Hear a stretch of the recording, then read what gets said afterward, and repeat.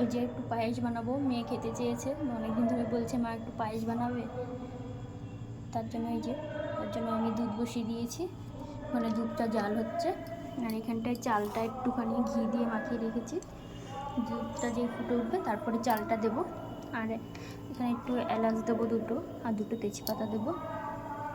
তো চলো কীভাবে বানাই সেটাই তোমাদের সাথে শেয়ার করব। দুধের মধ্যে আমি চাল দিয়ে দিয়েছি, দুটো তেজপাতা আর এই যে এলাচটা গুঁড়ো করে দিলাম। আর এটা ভালো করে জাল হবে।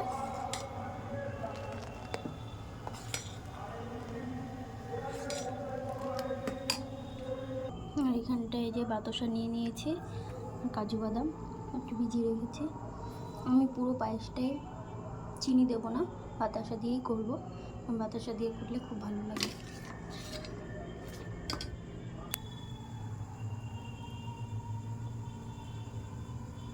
দেখো ভালো করে ফুটছে চালটা এবার।